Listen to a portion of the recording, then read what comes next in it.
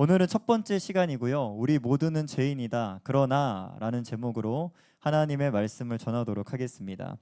여러분, 교회를 다니다 보면 자주 듣게 되는 말이 있습니다. 그 중에 하나가 오늘 복음이라는 단어인데요. 여러분, 복음이라는 건 영어로 굿뉴스입니다. 말 그대로 좋은 소식을 의미하는 것이죠. 여러분들에게 어떤 소식이 좋은 소식입니까? 내일 재량휴업이라서 학교를 쉰다는 소식, 또 어머니가 생일 선물로 최신형 아이폰을 사준다는 그런 소식들이 여러분들에게 좋은 소식이 되지 않을까라는 생각을 제가 해보았습니다.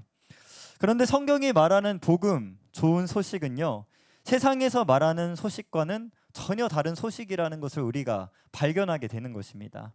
오늘 우리가 읽었던 이 로마서는요, 성경이 말하는 복음, 좋은 소식을 아주 분명하게 체계적으로 설명하고 있는 성경책입니다.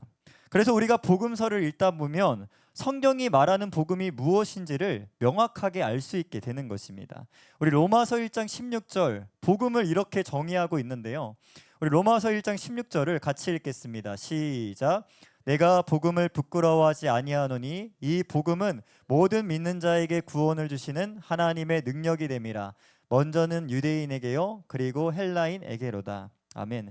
여러분, 성경이 말하는 복음이란 무엇이냐? 모든 믿는 자에게 구원을 주시는 하나님의 능력이라고 분명하게 정의를 하고 있습니다. 여러분, 세상에서 말하는 소식도 그렇고요. 오늘 성경이 말하는 좋은 소식도 누군가에게는 정말 좋은 소식이 될 수 있지만 또 다른 사람들에게는 전혀 좋은 소식이 안 될 수도 있다는 것을 우리가 먼저 알아야 합니다. 예로 들어볼까요? 여러분, 두 사람이 있습니다. 두 사람 모두 불치병에 걸렸어요. 한 사람은 자기가 불치병에 걸렸다는 사실을 알고 있고 다른 사람은 자기가 병에 걸렸다는 사실을 알지 못하게 됩니다. 그런데 감사하게도 어느 날 한 의사가 이 불치병을 치료할 약을 개발하게 된 거야. 여러분, 좋은 소식이잖아, 그치? 근데 이 약을 개발했다는 소식을 듣고도 그 두 사람 중에 한 사람, 병을 알지 못했던 사람은 그거를 좋은 소식으로 들었을까 안 들었을까? 안 들었다는 거야. 왜? 자기가 병에 걸린지 모르니까.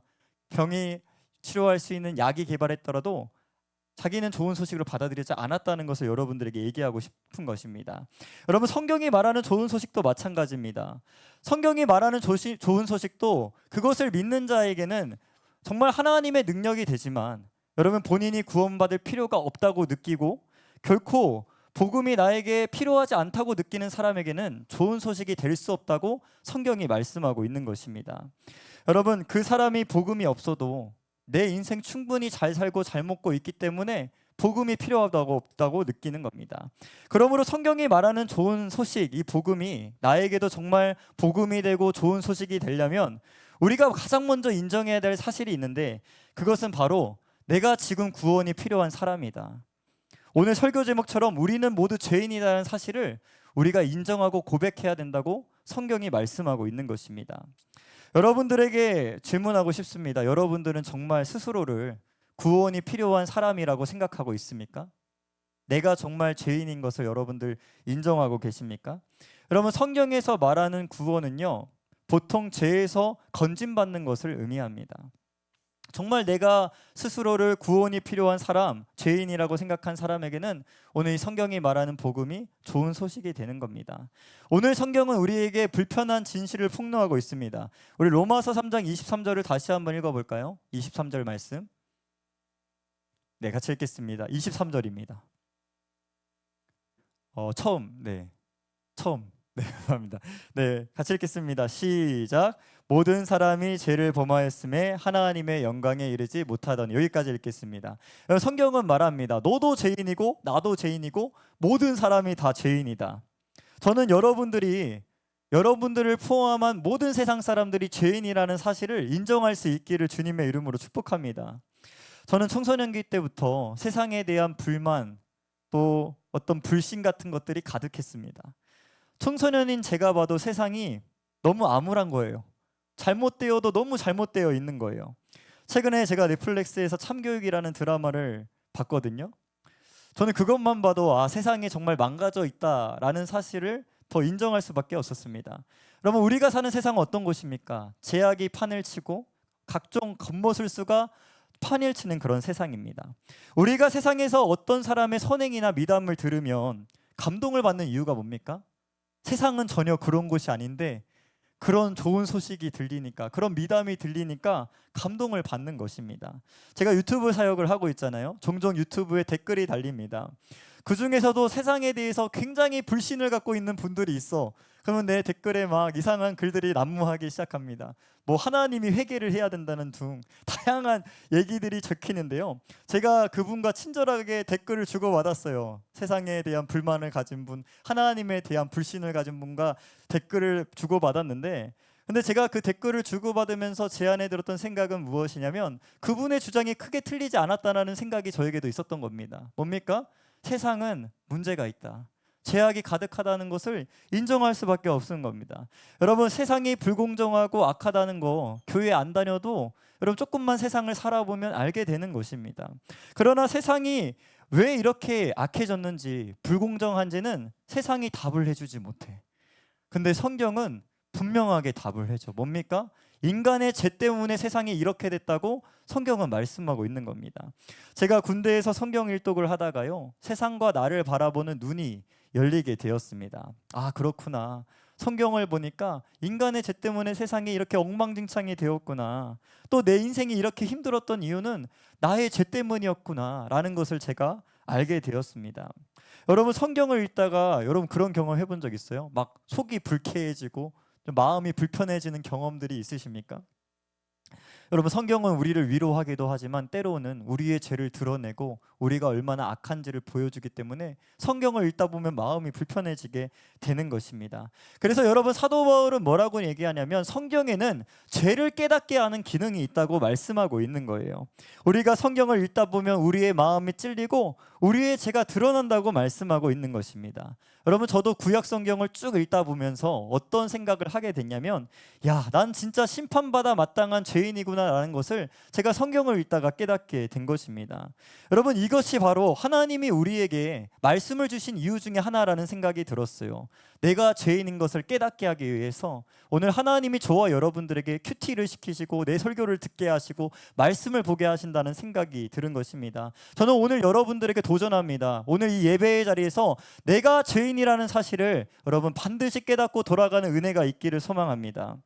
여러분, 보통 우리가 죄를 생각하면요, 뉴스에 나올 법한 범죄들을 생각하게 됩니다. 사람을 죽이거나 남의 것을 훔치거나 학고폭력을 하거나 심각한 거짓말하고 사기를 치는 것을 죄라고 생각을 하죠.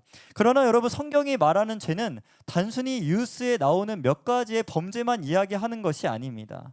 성경에서 죄는요, 하나님을 하나님으로 인정하지 않고 하나님을 떠난 상태, 내가 스스로 인생에 하나님 노릇하는 상태를 성경이 죄라고 말씀하고 있는 것입니다. 그러므로 성경의 관점에서 우리가 뉴스에 나오는 몇 가지 범죄들을 볼 때 그 범죄들은 죄라고 말하기보다는 뭐라고 얘기해야 합니까? 우리 안에 있는 그 죄로 인해 생긴 결과 또는 죄의 열매로 보는 것이 마땅한 것입니다. 내가 하나님을 하나님으로 인정하지 않고 스스로 내 인생의 주인이 돼서 하나님처럼 살아갈 때 그 결과로 나타나는 열매가 무엇입니까? 살인, 사기, 거짓, 모든 불신들이 우리 안에 우리의 삶의 열매로 맺혀지게 되는 것입니다.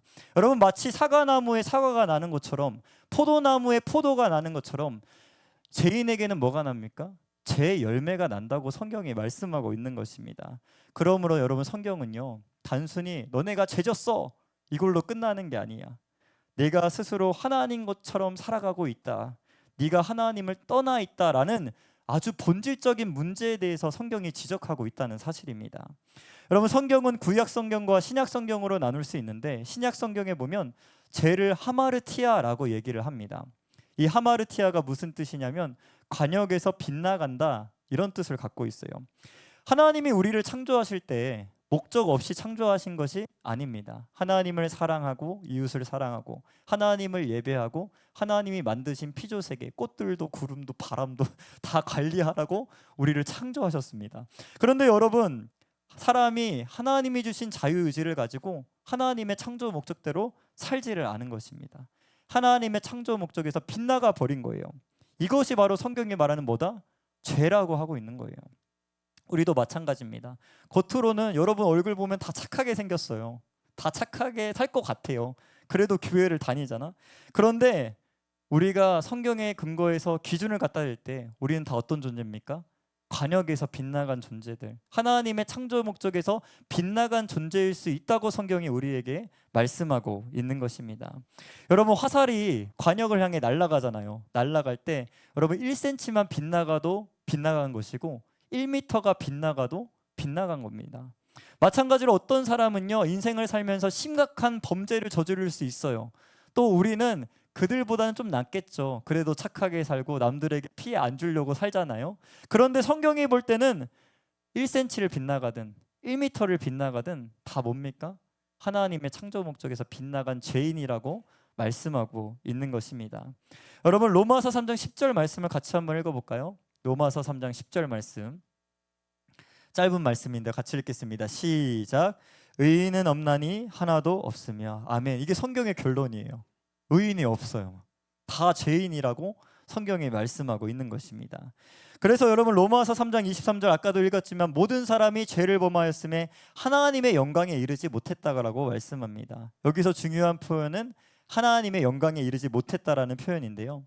하나님은 우리를 지었을 때 당신의 영광을 위해서 지은 겁니다. 당신을 높이고 당신을 사랑하고 당신을 경배하라고 만들었지만 우리는 그 자리에서 떨어진 거예요. 죄로 인해 떨어진 겁니다. 하나님을 드러내야 할 사람이 죄의 자리에 놓이니까 어떻게 됩니까?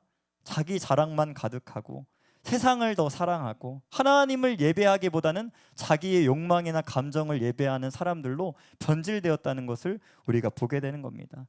여러분, 오늘 이 사실 앞에 핑계를 댈 수 있는 사람이 아무도 없습니다. 여러분, 이렇게 얘기할 수 있겠죠. 뭐 친구들도 다 하잖아요. 세상이 원래 그렇잖아요. 저만 그런 것도 아니잖아요. 그래도 저는 교회 다녔잖아요. 근데 여러분, 하나님 앞에서는 그런 핑계가 전혀 통하지 않는다고 성경이 말씀하고 있는 겁니다. 모든 사람이 죄를 범했다는 이 말씀은요, 우리 모두가 하나님 앞에 죄에 대한 책임을 가지고 있다는 것을 말씀하고 있는 것입니다. 그러므로 죄는요, 남의 이야기가 아니에요. 예담이의 얘기고 서경이의 얘기고 저의 이야기인 것입니다. 여러분, 그래서 오늘 우리에게 뭐가 필요한 겁니까? 복음이 필요한 거예요. 우리 모두는 구원이 필요하다는 거예요. 여러분, 이 사실을 인정하는 것이 기독교 신앙의 출발점입니다. 복음은 자기가 괜찮은 사람이라고 생각하는 사람에겐 결코 좋은 소식이 될 수 없는 겁니다. 예수님께서도 말씀하셨어요. 우리 마가복음 2장 말씀을 같이 한번 읽어볼 텐데요. 마가복음 2장 17절 말씀 같이 읽겠습니다. 시작. 예수께서 들으시고 그들에게 이르시되 건강한 자에게는 의사가 쓸데가 없고 병든 자에게야 쓸데 있느니라. 나는 의인을 부르러 온 것이 아니요 죄인을 부르러 왔노라 하시니라. 아멘. 여러분, 자기가 병든지 모르는 사람은 결코 의사를 찾아가지 않습니다. 기본적으로 우리는 병원에 가기 싫어하잖아. 그러니까 더 안 갈 거야, 내가 병에 걸리지 않았다면. 또 여러분, 자기가 물에 빠졌다는 사실을 모르는 사람이 구조해 줄 사람을 찾을까요? 그렇지 않습니다. 마찬가지입니다. 내가 죄인이라는 사실을 인정하지 못한 사람은요, 예수님 필요 없다니까. 그냥 엄마 아빠 때문에 교회 다닌다고 어쩔 수 없이 오늘도 앉아 있는 거야. 혼나니까, 용돈이 끊기니까. 그러니까 또 앉아 있는 겁니다. 여러분, 로마서 3장 24절 말씀을 좀 같이 한번 읽어볼까요? 로마서 3장 24절 읽겠습니다. 시작. 그리스도 예수 안에 있는 성령으로 말미암아 하나님의 은혜로 값없이 의롭다 하심을 얻은 자가 되었느니라. 아멘. 여러분, 23절에서 24절까지 오는 거 그냥 우린 쭉 왔잖아요. 근데 여기로 넘어오는 게 굉장히 어려워. 뭡니까? 내가 죄인이란 사실, 로마서 3장 23절의 현실이 나의 현실이라고 인정한 사람만 오늘 이 로마서 3장 24절의 말씀이 뭐로 느껴지는 거야? 좋은 소식, 복음으로 느껴지는 거야. 여러분, 지금 로마서 3장 24절 읽었잖아. 근데 읽었는데 잠이 오고 감흥이 없다 하면 여러분들에게 24절은 뭡니까? 전혀 복음이 아닙니다. 그냥 남의 이야기라는 거예요. 여러분, 오늘 여러분들이 할 일은 뭐냐면 내가 하나님 앞에 죄인임을 인정하고 고백하는 일이 필요하다고 여러분 도전하고 있는 것입니다. 여러분, 우리에게 문제가 있어요. 우리가 그렇게 고백하고 하나님께 나아가야 하지만 우리가 죄를 깨달아도 뭐 합니까? 계속 그 죄를 숨기려는 본능이 있다는 거예요. 우리 창세기 3장 8절 말씀을 같이 한번 읽어볼까요? 창세기 3장 8절 말씀 시작. 그들이 그날 바람이 불 때 동산에 거느시는 여호와 하나님의 소리를 듣고 아담과 그의 아내가 여호와 하나님의 낯을 피하여 동산 나무 사이에 숨은지라. 아멘. 여러분, 아담과 하와 최초의 인간이 죄를 짓고 나서 가장 먼저 하는 행동이 뭔지 아세요? 숨는 겁니다. 하나님의 낯을 피해서 나의 죄를 숨기고 또 숨기는 것입니다. 여러분, 이 모습이 너무 흔한 우리의 모습 같지 않습니까? 여러분, 죄 지을 때 어떻게 합니까? 하나님께 곧바로 나아갑니까? 아니죠. 잘 되던 기도 안 되고요, 말씀 안 들리고요, 예배 오기 싫고요, 오늘같이 비 오는 날은 더 가기 싫어지고요, 그리고 괜히 잘 있는 교회 사람들도 미워지게 됩니다. 그게 우리가 죄 지었을 때 그런 모습들이 생기는 거예요. 여러분, 죄라는 건요, 단순히 우리를 나쁜 사람으로만 만드는 것이 아니라 하나님과의 관계를 더 멀어지게 만든다는 것을 우리가 기억해야 하는 것입니다. 그래서 죄는 어떻게 합니까? 우리를 영적으로 죽게 만드는 거예요. 마치 물고기가 물을 떠나 죽듯이, 또 나무 뿌리가 그 땅에서 뿌리 뽑혀서 죽듯이, 우리가 죄로 인해서 하나님을 떠나면 어떻게 됩니까? 우리의 영혼이 죽는다고 성경이 경고하고 있는 것입니다. 여러분, 이것도 심각한 문제인데 또 심각한 문제가 있어. 우리가 아무리 설교를 듣고 말씀을 읽으며 내가 죄인인 것을 깨달아도 더 심각한 문제는 내 스스로 이 죄의 문제를 해결할 수 없다는 사실입니다. 여러분, 앞으로 잘하면 되지, 앞으로 착하게 살면 되지, 다음부터 안 그러면 되지로 우리의 죄의 문제가 해결되지 않는다고요. 여러분들이 인생에서 오늘 하루 잘 산다 할지라도 이전에 여러분들이 지었던 죄가 용서받을 수 있는 것이 아니라고 성경이 말씀하고 있는 것입니다. 우리가 몇 번 의로운 행동을 한다 해서 우리가 의로운 사람이 될 수 없다고 말씀하고 있는 거예요. 하나님, 저 교회 다녔거든요. 오늘 맥주감사 주일에 헌금 드렸거든요. 여러 가지 모양으로 하나님 섬겼거든요. 이게 여러분, 이 죄의 문제를 해결하지 않으면 이 모든 것들이 의미가 없어진다고 말씀하고 있는 것입니다. 여러분, 오늘 여기까지 들으면 비도 오는데 오늘 목사님이 각을 잡았구나, 죄에 대한 설교를 하다니 오늘 모두 잠재울 생각이구나, 오늘 모두를 힘들게 만들 생각이구나 라는 생각이 들 거예요. 근데 여러분, 성경은요, 죄 지적만 하고 끝나는 게 아니에요. 오늘 설교 제목이 무엇입니까? 우리는 모두 죄인이다. 뒤에가 중요해요. 그러나가 중요한 겁니다. 여러분, 그러나가 복음인 것을 믿으시기 소망합니다. 우리 다시 한번 로마서 3장 24절, 이것이 정말 나에게 좋은 소식이라고 믿고 한번 다시 한번 읽어봤으면 좋겠어요. 로마서 3장 24절 시작. 그리스도 예수 안에 있는 속량으로 말미암아 하나님의 은혜로 값없이 의롭다 하심을 얻은 자가 되었느니라. 아멘.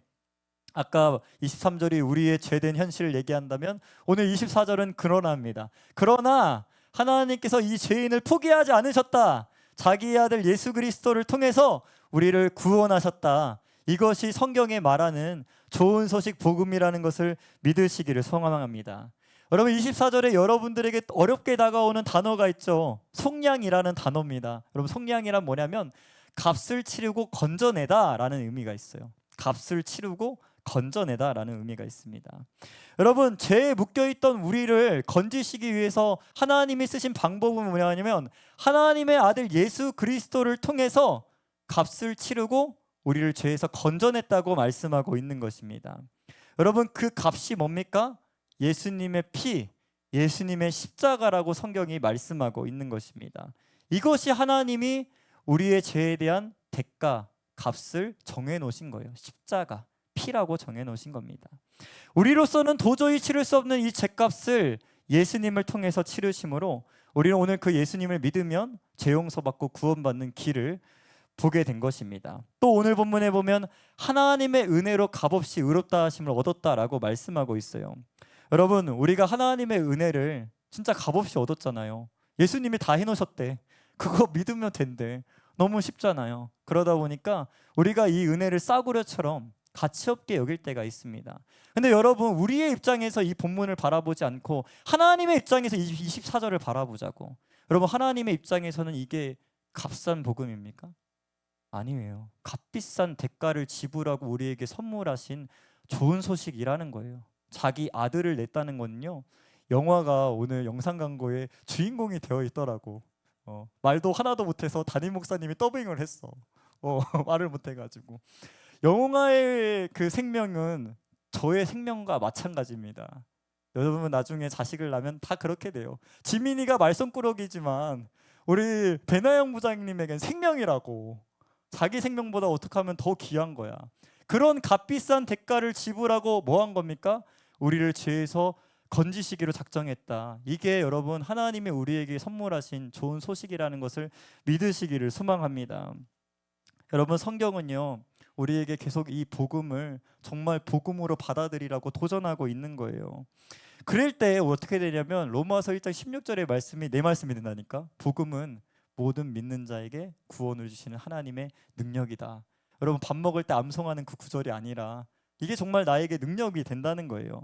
그렇다면 여러분들이 정말 내가 죄인인 것을 깨닫고 이 복음을 믿게 되면, 알게 되면 어떻게 우리가 살아야 되는지 제가 두 가지만 얘기하고 오늘 설교를 마치려고 합니다. 첫 번째는요, 내가 정말 이 복음을 알게 되었다면 우리는 죄를 숨기지 말고 누구에게 나아가야 됩니까? 정직하게 하나님 앞으로 나아가야 한다는 것입니다. 여러분, 오늘 마가복음 2장 17절에서 예수님 말씀하셨잖아요. 나는 의인을 부르러 온 게 아니야. 어차피 의인은 없어. 너네 다 죄인이야. 난 죄인을 부르러 왔어. 그러니까 너희는 나에게 나아오라는 거예요. 여러분, 아담과 하와처럼 죄를 숨기지 말고, 우리 영화가 아담 역할을 했는데 숨기지 말고 하나님께 나아가야 한다고 말씀하고 있는 것입니다. 병든 사람이 의사를 찾아가듯이 죄에 찌든 우리는 누구에게 찾아가야 됩니까? 우리를 이 죄에서 건질 수 있는 하나님께 나아가야 한다고 성경은 단호하게 말씀하고 있는 것입니다. 여러분, 오늘 이 예배가 정말 죄에 묶여있지 않고 하나님께 다시 나아갈 수 있는 저와 여러분들 되기를 소망합니다. 여러분, 두 번째는요, 우리 자신을 내려놓고 예수님의 은혜만을 붙들어야 된다고 말씀하고 있는 것입니다. 여러분, 죄인된 우리는요, 자랑할 게 없어요. 찬송 중에 제가 좋아하는 찬송가가 있는데 309장이에요. 조용기 목사님이 작사하신 그 가사인데요, 이렇게 되어 있습니다. 내 평생 살아온 길 뒤를 돌아보니 걸음마다 자옥마다 다 죄뿐입니다. 여러분, 우리가 정말 이 복음이 좋은 소식으로 들려주려면 어떻게 해야 되냐면 정직하게 내 인생을 돌아볼 줄 알아야 돼요. 그동안 여러분 인생을 한번 돌아보세요. 어떤 열매를 맺어오셨습니까? 물론 좋은 열매도 있었겠죠. 근데 여러분, 대다수가 어떤 열매입니까?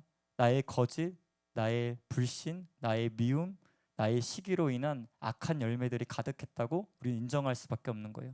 근데 여러분, 이 찬송가의 하이라이트는 그 다음 구절입니다. 뭡니까? 우리 죄를 사하신 주의 은혜는 크시니 골고다의 언덕길 십자가의 주님을 바라본다고 고백을 하고 있어요. 여러분, 도전합니다. 우리가 죄인이라는 것을 알았어. 우리는 심판받아 마땅해. 근데 우리가 붙들어야 할 것은 무엇입니까? 우리 자신이 아니라고. 우리의 의로움, 착함이 아니라고. 십자가를 붙들라고 오늘 성경이 우리에게 도전하고 있는 것입니다. 여러분, 그래서 사람은요, 하나님 앞에 교만할 수가 없습니다.